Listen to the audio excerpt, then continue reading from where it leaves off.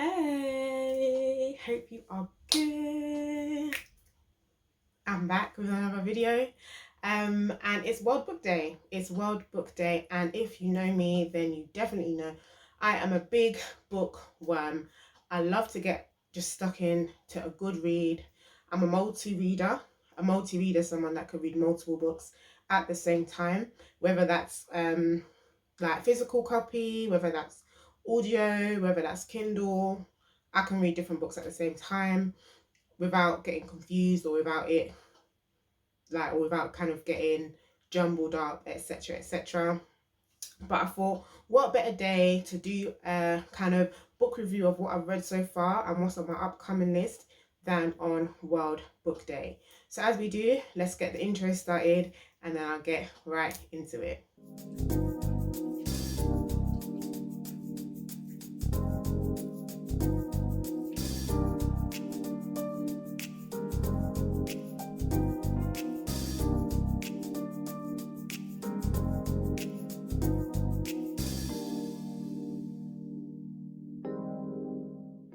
Okay, so what am I reading so far?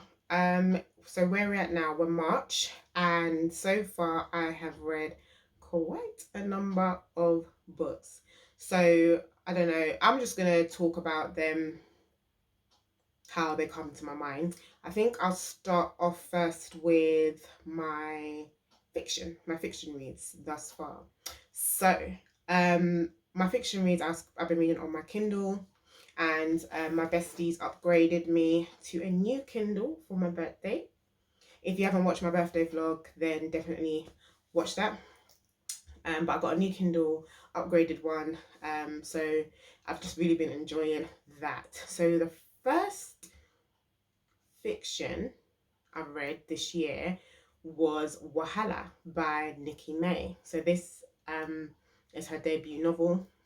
And so if you know, then there's actually a thing called Bookstagram on Instagram, and it's just full of books. Like there's different pages where bibliophiles just literally put all the books that they've read.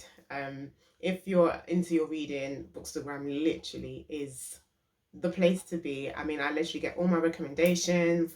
I read reviews. I won't necessarily say I'm part of Bookstagram, but I definitely love going through the profiles and just like seeing the books, etc. It just makes me so happy. I'm such a geek. But I love it. So Bookstagram kind of helps me with my recommendations, and to be fair, a lot of the comments for Wahala were 50-50. I did read some reviews that just kind of said they didn't enjoy it, it lacked depth, but personally I enjoyed it. I actually enjoyed it, and I'm not even going to talk about it too much, because if anyone wants to read it or listen to it on Audible, then I don't want to ruin it. But I just wasn't expecting it to end the way that it ended. And I think Nikki did really well. It's the debut novel, and there's a lot of different characters with a lot of different stories. Each character had their own story. And it was amazing how she was able to weave everything together. Because if you think about it, how you would weave all of that together into one coherent package, it's not easy. It's not an easy feat. I mean, someone did write a review kind of saying it lacked depth. They would have wanted them to go deeper into the character development and stuff like that, which, cool, is a fair comment. But for what it was, I think it showed enough. It highlighted enough. I mean, if there was a sequel to that, I definitely would read it. All I have to say is Wahala, for those that don't know, is a Yoruba term basically meaning trouble, stress, that kind of thing. Yeah, you start to see a thread where the Wahala is stemming from. You really start to see a thread. And it's amazing because obviously as the reader, we're looking into their lives, but it just shows you sometimes when you're in something, you can't see it for what it is until you step back, or two, other things start falling apart around you. But as the reader, like, I'm reading it thinking, girl, can't you see this? Can't you see this? Aren't you clocking onto this? Um, but the ending, I couldn't have I couldn't have thought that would have ended that way. I didn't even think it would end that way. So I enjoyed Wahala. Essentially, you've got a group of three friends. They've known each other since university or so. They're all mixed race, but yeah, it just goes into all of that, and just the friendship dynamics and what happens when someone else joins that friendship dynamic, and just the things like, even though people are friends, and people even though people know each other, you don't always necessarily always tell people everything, because some secrets were revealed in this that one may have thought that their best friend or whatever would have told them, but it's not necessarily the case. But I definitely recommend it. I really enjoyed that book. The second non-fiction that I'm reading is actually, I've got it up here on my Kindle. In Every Mirror She's Black. This is by Lola Akinmade Akerstrom. Sorry if I butchered the Swedish part of the name. But that book is also, it's a really interesting read. Like, it's a really, really interesting read. Just to let you know, it's March when this is being launched, but I'm recording this earlier because I want it to drop in March. So yeah, it's an interesting read. Like, we've got three main characters who are all black. You've got one of Somali descent, one of Jamaican descent, and one of Nigerian descent. And they all happen to find themselves in Sweden, whether that is through job opportunity, through immigration, or through, quote, love, unquote. So they all happen to find themselves in Sweden, and they're just navigating their different lives there. I love the title, In Every Mirror She's Black, because these three women, their lives couldn't be more further apart. So firstly, I've said they're all from different descents, and they all have different kind of stories, but literally, irrespective of that, it's amazing because sometimes as black women, irrespective of story, irrespective of just all the different things that make up our differences, our different characteristics, etc., to some, unfortunately, we're painted with the same brush. So irrespective of the mirror and the lens through which someone may be looking at us, all they are seeing is black. They're not seeing the different things that make up our individual personalities and the different parts of us. They just see black. And that's basically what I'm starting to kind of gather from reading this. There's also a little bit around the fetishization of black women and their bodies and their beings and their curves. So that's also an interesting part to note as well. Another kind of theme that I've picked up so far from this book is identity, because if you don't know who you are, it can be hard to kind of find yourself in a society in which people want to label you. So it's really important to know who you are. And if you follow Be Crowned, then you're definitely aware that I am a Christian, and I always try and do things from my perspective of faith. And I'm definitely going to have to plug here, identity has to be rooted in Christ first and foremost, because if your identity is not rooted in Christ, any person anywhere can come and put a label on you, and you will accept that label. And then once you accept that label and you start wearing it, that becomes who you are. But if you know who God called you to be, then irrespective of whatever label anyone wants to call you, no, you won't walk in that. You'll walk in the purpose to which God has called you to. So I just had to plug that there because it's really important, especially in a society where there's so many labels, especially for black women. There's just so many different labels and so many different kind of things that people may call us, or view, or how they may view us, etc. You don't have to wear that, okay? You wear the crown that your father gave you, your father being God. So just had to put that out there because it's very, very important. But yeah, so far, In Every Mirror She's Black, I'm definitely enjoying it, and I'm gonna definitely be finishing this book in the next couple of days. Okay, so now we're going on to non-fiction.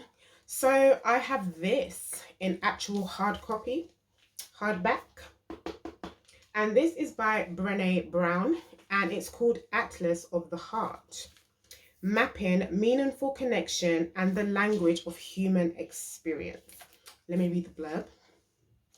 In Atlas of the Heart, Brown takes us on a journey through 87 of the emotions and experiences that define what it means to be human.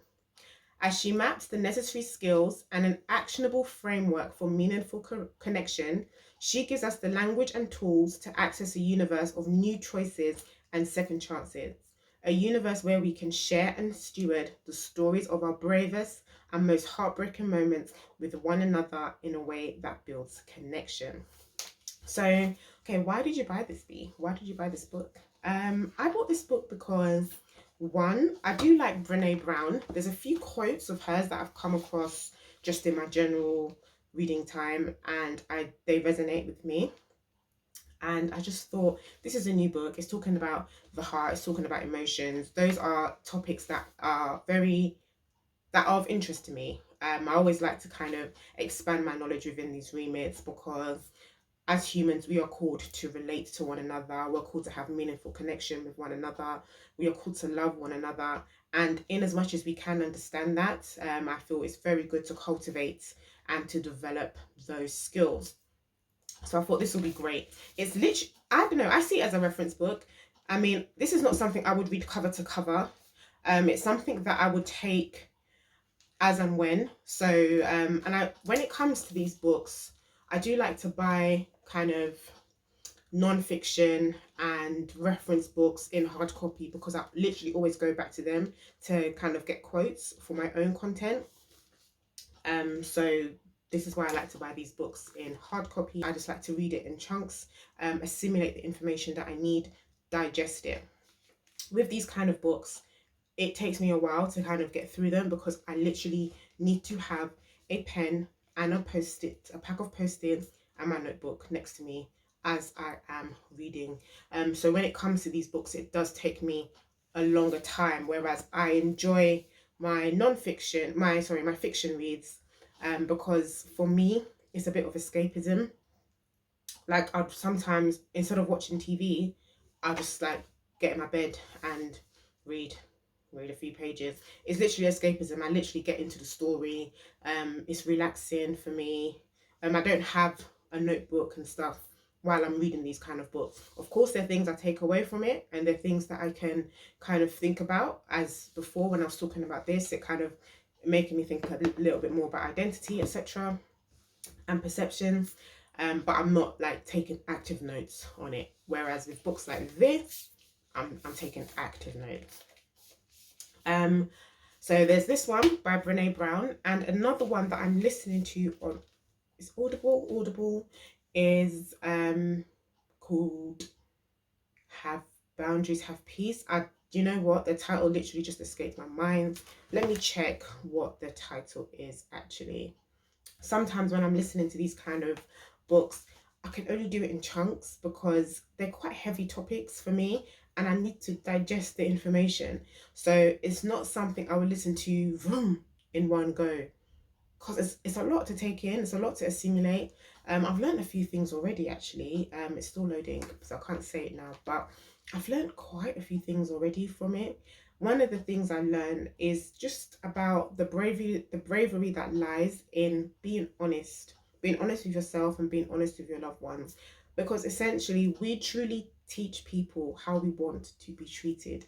I never got it before, but I'm starting to get it now as I'm getting older, and I'm appreciating the fact that I'm able to be courageous enough, and especially in my relationships, be able to express like disappointment and, you know, where I would have expected something. Before, I wouldn't necessarily have done that so easily. I would have just kind of been like, yeah, whatever. But the more I do that, the more I'm kind of not being true to myself, and essentially causing a rift where there doesn't need to be one. So it's challenged me in that way, and I do appreciate it. It's 21 chapters. I'm currently, what chapter am I on? I'm chapter 10. I didn't even know I was that far in. I can't lie. Those are the books I wanted to talk about today. I don't want this to be too long. And I'm just going to give you a brief overview of some of the stuff that I'm going to be reading throughout the rest of the year by the grace of God. So I definitely want to listen to the Receipts podcast. They've got a book out, so I'm going to listen to that on Audible. That's been recommended by my bestie, so I'm definitely going to give that a listen. There's a book called Open Water, which is the winner of the Costa First Novel Award 2021, and that's by Caleb Azuma Nelson. I've heard great things about that, so definitely that's something I want to read. Something called Black Cake by Charmaine Wilkerson. That's another book I want to read. There's a book called Yinka, Where Is Your Husband?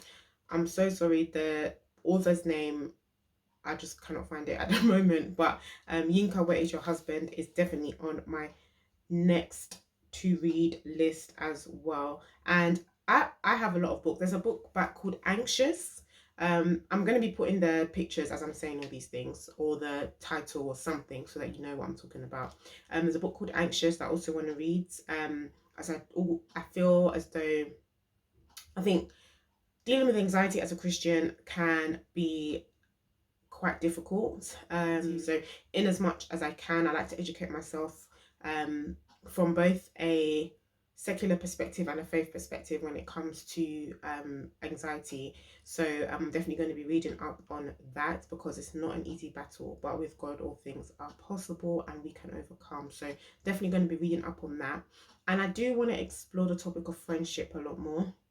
So there's a few books on friendship that I do want to, whether I buy it or whether I listen to it, I'm not sure yet. But yeah, those are the kind of stuff in the pipeline. So if you're like me and you love a book, let me know, hit me up, let me know what you're reading, what you're listening to. If you liked this and you want to see more book reviews, then definitely give it a thumbs up, share it with your other fellow bookworms or aspiring bookworms. So yeah, that is it from me. And yeah, I hope to be seeing you on a YouTube vid again sometime soon. Bye.